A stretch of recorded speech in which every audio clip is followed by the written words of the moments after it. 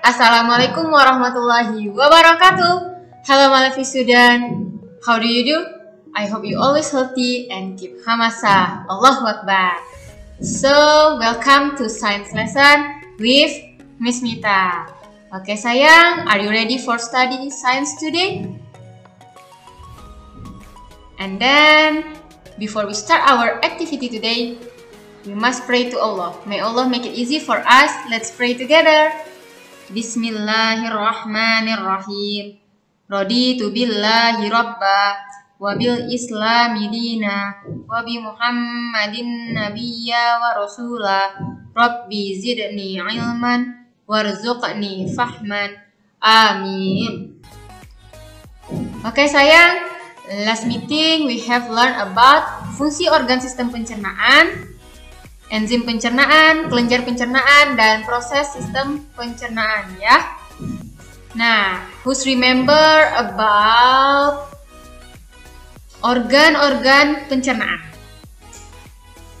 Ya, benar, ada mulut ya. Nah, melalui mulut dan kemudian baru dilanjutkan ke esofagus. Nah, setelah itu dari esofagus masuk ke lambung, lalu dari lambung masuk ke usus halus, usus besar, rektum, dan yang terakhir melalui anus. Nah, jadilah pup. Oke. Nah, silahkan ditonton video berikut ini. Nah, can you guess it about the next topic? Ya, check it out. Yang pertama, mulailah untuk mengurangi atau jangan sering-sering makan. Jadi ini beberapa cara, 9 kurang lebih ya. 9 cara untuk memperbaiki pencernaan. Yang pertama, mulailah untuk jangan sering-sering makan antibiotik. Kalau tidak penting, tidak perlu banget, tidak emergensi banget, jangan makan. Karena antibiotik akan menguras enzim yang ada pada pencernaan. Itu yang pertama. Lalu yang kedua, mulai singkirin produk-produk yang mengandung gluten, terutama gluten-gluten yang tinggi glukosanya. Contoh tepung atau sagu salah satunya. Berarti kita nggak boleh makan gluten? Boleh. Salah satu jenis gluten yang sehat adalah albinah tadi. Boleh dimakan. Kemudian Anda lihat atau identifikasi makanan-makanan yang sering menyebabkan intoleransi, itu jangan dimakan dulu sementara.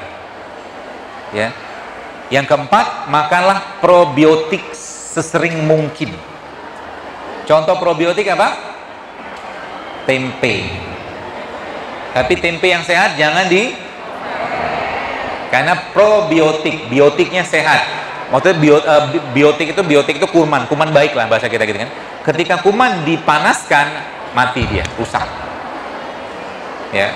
Jadi tempenya dicelupin madu, kasih kurma, cukup. Cemplungin ke madu. Kemudian mulailah untuk bergerak, untuk mengeluarkan keringat. Ya, itu yang kelima. Kemudian kalau Anda pengen makan protein yang sehat, sekarang banyak pilihannya. Tapi kalau Anda pengen makan protein ikan, kalau pengen makan protein ikan dari ikan, maka saran saya jangan makan pempek. Kenapa? Boleh nggak makan pempek? Boleh, nggak dilarang. Tapi pempek kan ada sagu, ada tepungnya gitu loh. Jadi kalau butuh protein ya makan ikan. Ikan bisa kita olah dengan berbagai macam cara. Sebaiknya juga ikannya jangan Jadi setelah menyaksikan video Ustadz Zaidul Akbar tadi, nah tentunya kita hari ini mempelajari tentang gangguan sistem pencernaan manusia. Adapun topik today hari ini adalah penyebab terjadinya gangguan sistem pencernaan, jenis gangguan sistem pencernaan, upaya menjaga kesehatan pencernaan dalam kehidupan sehari-hari. Nah, sebelum itu open your textbook page 193 until 198. Sudah? Diambil bukunya dulu ya dan dicatat hal-hal yang penting. Oke? Bisa kita lanjut? Nah, kira-kira penyebab terjadi gangguan sistem pencernaan apa aja ya? Anak Miss ada yang tahu belum? Ya, Tadi Miss mendengar ada yang bilang makannya terlambat, Miss. Apakah benar? Oke. Nah, yang pertama itu adalah pola makan tidak teratur. Jadi kalau misalnya makan terlambat itu termasuk dari pola makan tidak teratur. Nah, selanjutnya di sini kurang memperhatikan kandungan nutrisi makanan. Kita sudah belajar ya kandungan nutrisi makanan apa aja. Jadi anak Miss di sini harus memperhatikan kandungan nutrisi makanan yang anak Miss makan sehari-hari. Oke, untuk yang selanjutnya ada stres. Wow, kok bisa ya Miss? Stres menyebabkan terjadinya gangguan sistem pencernaan. Nah, tentu nanti kita bahas ya. Oke. Terlalu cepat menelan makanan. Ya. Kok bisa ya, Miss? Terlalu cepat menelan makanan? Apa hubungannya? Penasaran? Yuk. Lanjut. Nah, jadi ini nih penyebab yang terjadinya gangguan sistem pencernaan. Anak Miss bisa ya sebutkan penyebab lainnya dan jawab di @puzzle. Oke, setelah menjawab tentang penyebab terjadinya gangguan sistem pencernaan, kita lanjut ke jenis gangguan sistem pencernaannya. Nah, kira-kira yang anak Miss tahu itu yang pertama, wow, di sini ada animasi ya, obesity me. Sudah tahu ini pasti tentang, ya benar sekali, obesitas. Nah, apa sih Miss obesitas? Anak Miss bisa ya definisi sendiri. Nah, di sini ada kondisi tubuh yang memiliki kandungan lemak berlebih sehingga dapat menimbulkan efek negatif pada kesehatan. Nah, jadi kalau berlebihan lemaknya itu akan menyebabkan obesitas atau kegemukan. Jadi di sini mohon diperhatikan ya. Nah, gimana sih Miss cara mencegah atau menangani obesitas? Oke, kira-kira anak Miss ada yang tahu nggak nih? Diet Miss, oh gitu, diet. Kira-kira diet itu bakalan bisa mencegah atau menangani obesitas nggak? Nah, oke. Nah, silahkan dilihat. Olahraga dan mengatur pola makan. Jadi nggak hanya diet aja, tapi kalau misalnya diet itu kan kalau misalnya berlebihan juga nggak baik ya nak bagi tubuh, nanti bisa sakit. Jadi olahraga dan mengatur pola makan. Nah, artinya di sini mengurangi makan makanan yang lanjut. Nih ya. Wah, nih ada animasi berolahraga. Tidak hanya mengatur pola makan. Oke, next kita lanjut. Ini pasti nggak asing ya. Apalagi kalau bukan MAH. MAH itu nama lainnya gastritis. Jadi lambung yang sehat itu adalah bentuknya nih. Sedangkan yang mengalami peradangan di sini kadar asam lambungnya cukup tinggi ya. Nah, memerah, iritasi dia ya. Oke. Peradangan atau iritasi pada lapisan lambung. MAH ini juga dapat disebabkan oleh meningkatnya asam lambung, infeksi dari bakteri Helicobacter pylori.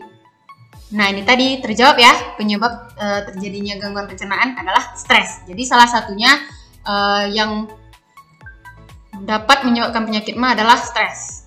Makan tidak teratur, tentunya mengonsumsi makanan yang terlalu pedas. Ya sayang ya.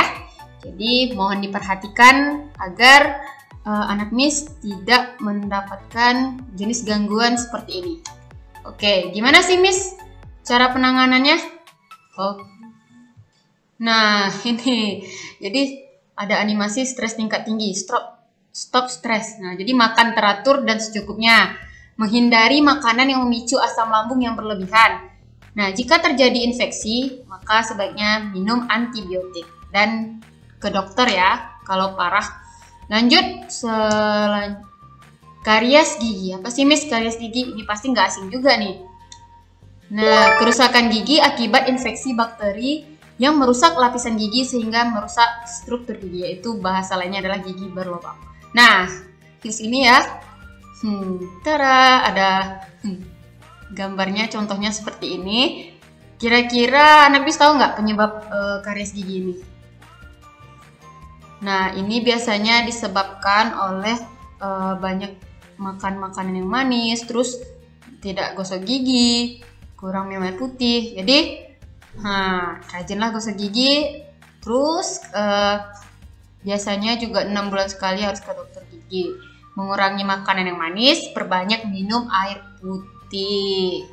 Oke, kita lanjut. Ini pasti nggak asing, pasti anak ini sudah pernah nih. Diare, ya. Kalau bahasa kitanya menstruat, ya. Oke. Penyakit pada saluran usus besar yang disebabkan oleh infeksi bakteri dan protozoa. Nah, jadi diare ini bisa mengakibatkan dehidrasi karena air di dalam usus terus-menerus akan dikeluarkan. Nah, jadi gimana Miss cara menangani atau mencegahnya? Oh, tentu dong. Yang pertama, menjaga kebersihan makanan dan minuman. Mencuci tangan ini wajib ya, Nak. Yang ketiga, menjaga kebersihan diri dan lingkungan. Dan jika masih karena dehidrasi tadi, jadi kan kekurangan cairan, jadi minum Oralit, yaitu larutan garam dan gula. Oke? Nah, oke sayang, kita masuk ke jenis gangguan sistem pencernaan manusia, yaitu konstipasi. Ada yang tahu apa itu konstipasi? Atau bahasa lainnya?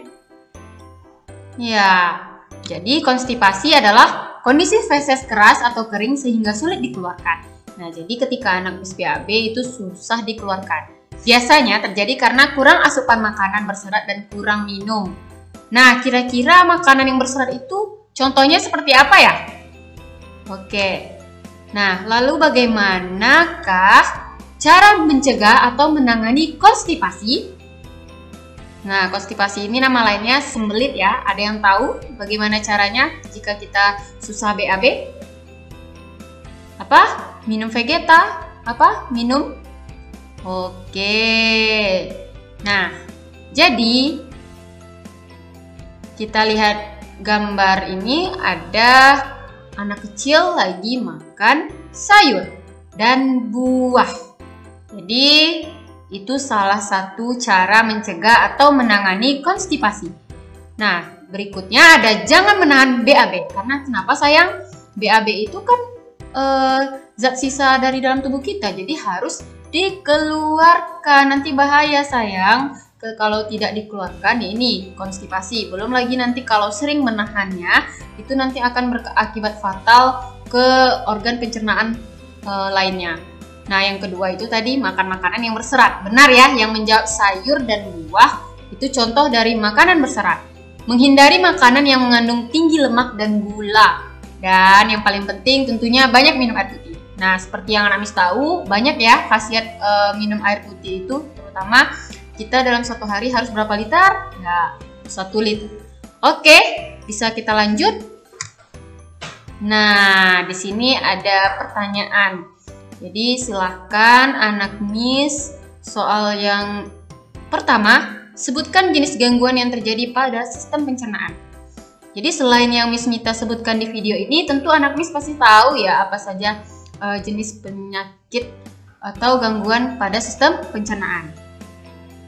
Oke, yang berikutnya sebutkan cara menangani atau mencegah penyakit MAH atau gastritis. Nah, tadi sudah dijelaskan ya di video sebelumnya. Silahkan diisi.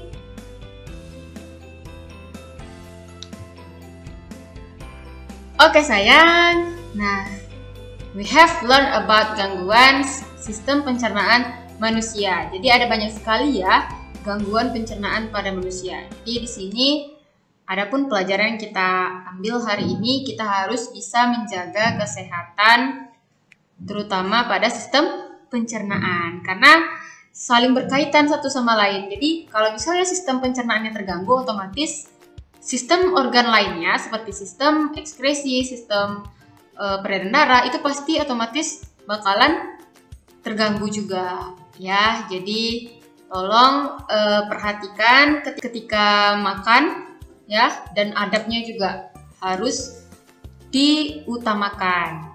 Oke? Nah, thank you for watching my video. See you on Zoom meeting and let's closing our activity today by reciting hamdalah together. Alhamdulillahirabbil alamin. Kafaratul majlis please. Subhanakallahumma wa bihamdika asyhadu alla ilaha illa anta astaghfiruka wa atubu ilaik. Amin. Oke sayang, see you next meeting. Assalamualaikum warahmatullahi wabarakatuh.